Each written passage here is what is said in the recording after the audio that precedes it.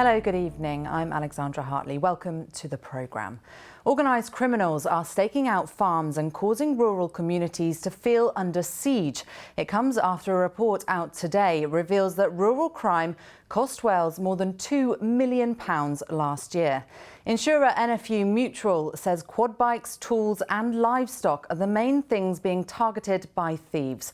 Well, our Valleys correspondent Hannah Thomas is in Merthyr Tydfil tonight. Hannah, there are now calls for all 4 of Wales's police forces to have dedicated rural crime teams. Will that make a difference? Well, the farming community certainly thinks so, Alex. Yes, 3 of Wales's police forces do actually have their own dedicated rural crime units. But I'm in Merthyr Tydfil tonight and South Wales Police doesn't, although they do say that they have 10 specially trained officers embedded within the force's rural communities. I'm in the north of Merthyr Tydfil, just inside the Brecon Beacons National Park, and farmers in this area know more than most about the impact that rural crime can have. Dilwyn John has been farming these hills for more than 50 years. These days the only way of getting to his livestock is by quad bike. But he's had 5 of them stolen. It's been a heavy financial cost and it's been harder for him to carry out his work. People think a quad bike is a plaything. It's a lifeline for us. You know, it used to be all horseback years ago. It's all done on quads now, and I use it for gathering sheep in the summer, feeding sheep in the winter. It's an important tool on the farm now. There are days before you can organise something to replace it, and of course, every time you lose one, you lose out. Machinery like tractors and trailers are taken from Welsh farms every day, and it's not easy to catch the culprits.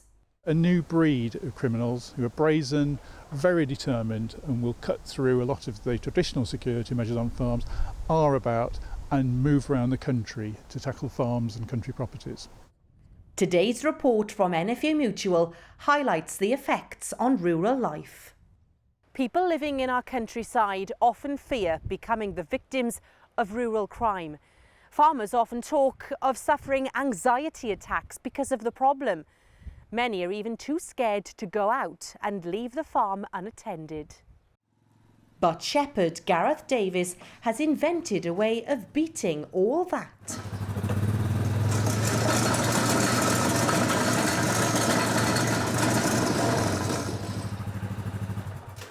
He's created a quad vice, which makes the bike very tricky to pinch indeed. There's no final, stoppage, stopping any theft. So all you got to do is make it as difficult as possible so that it's time consuming, and most thieves don't want to be hanging about and making a noise with disc cutters and what have you. So the idea is it's a deterrent at the end of the day. If you see the quad locked up in that and you've just turned up with a bolt croppers, you're not having it.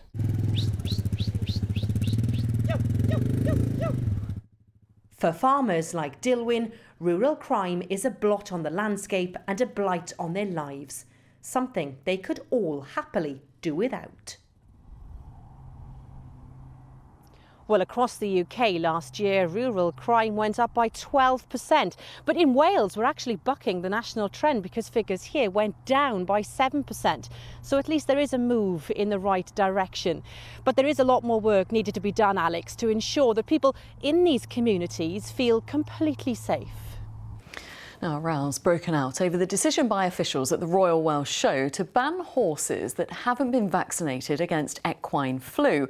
A move announced less than a fortnight before the event begins. Well, with the vaccination process taking 4 weeks to complete, it's meant that some competitors now won't be able to take part. Let's get more on this with our Valleys correspondent Hannah Thomas, who's in Merthyr Tydfil for us this evening. So, Hannah, will this mean disappointment for some of those hoping to head to the show? You bet they are, Kylie. Yes, I'm at the stables in Merthyr Tydfil tonight. I've got Zara and Adam here brushing up this Welsh cob gelding. Now, they've had horses entered for this year's Royal Welsh Show, but they haven't had their flu vaccination, so they can't go. Adam, in fact, has had a past Royal Welsh winner refused entry on those grounds. They're both very upset at this week's announcement, and they aren't the only ones.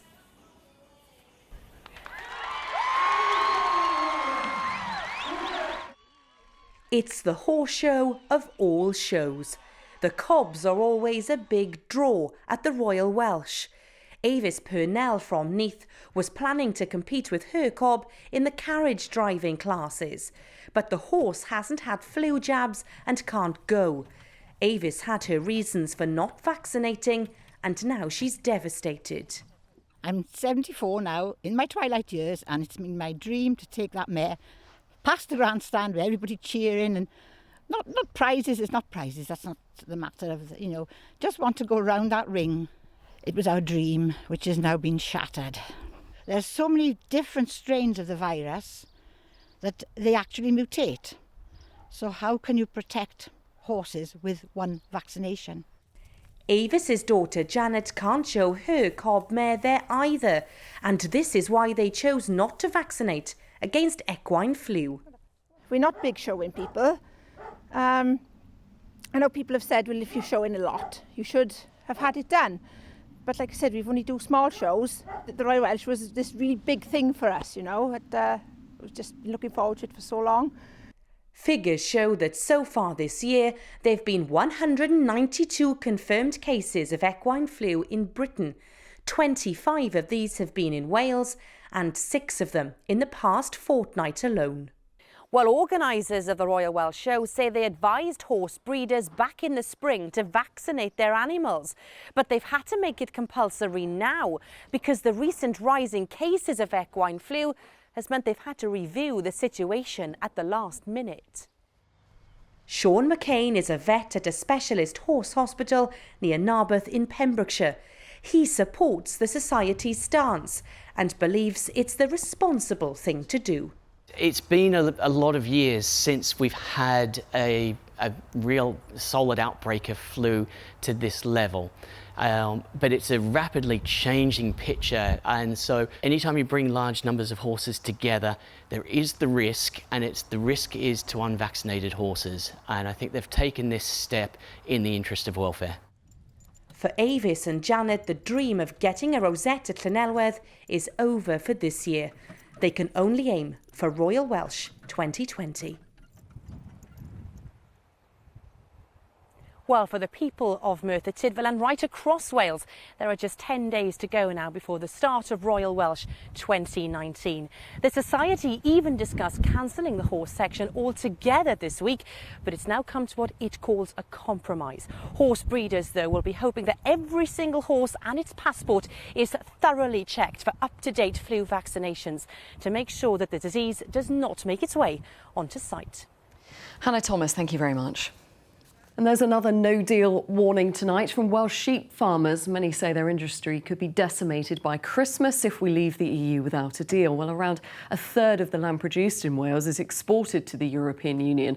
Our Valleys correspondent Hannah Thomas is at a farm in Tredegar for us now. Hannah, this is pretty strong. Strong stuff indeed, Kylie. Yes, I'm in Tredegar with the glory of the Brecon Beacons behind me. Now, for centuries, these hills have been grazed by sheep. But could all that change with the so-called cliff edge Brexit? Farmers would face heavy World Trade Organization tariffs to transport and export their lamb. And they say they're terrified that that could spell the end for their livelihoods.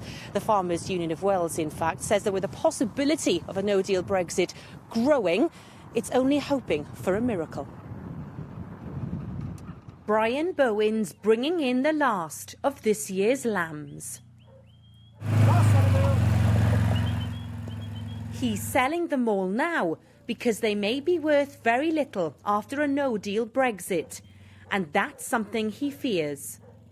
It isn't about not addressing Brexit, it's how we do it that is the crucial issue. Whether it's a deal or a no-deal Brexit, what is the plan to support agriculture as a whole, and lamb being one of the major difficulties in that marketplace? Richard Isaac of NFU Cymru believes a no-deal Brexit would be a catastrophe. Today's the second day of National Love Lamb Week. But Richard's scared that there won't be a Welsh sheep industry to love in the event of no deal. Without the deal, I dread to think as far as lamb is concerned. Because, I mean, when they're talking about like 40% tariff, well, I mean, that just can't work because, you know, we'll never be able to afford to produce lamb and sell it. It's very borderline now. So an extra 40% taken off it, it doesn't bear thinking about. 80% of the lamb we eat in Wales we buy from our supermarkets. So farmers say that both retailers and consumers should be getting behind Welsh lamb. The more we want, the less they'll need to export. But not everybody has sympathy for the industry. Some experts argue that there are benefits to a no-deal Brexit and are against paying farmers subsidies to produce food when we leave the European Union. Ordinary people who are on low incomes, in ordinary jobs, won't have the burden of supporting, you know, a whole bunch of uneconomic farmers and manufacturers. They will get value in their lives. Prices will come down, and those farmers and manufacturers will have to compete in the world market and not be freeloading on consumers. That's not likely to go down well with people like Brian Bowen, who couldn't imagine a Wales without fields full of sheep. Well, both of Wales's farming unions say they do respect the vote to leave the EU, but it needs to be done in a smooth and orderly exit. So no doubt, Kylie, they'll be keeping a close eye on developments in Westminster this week.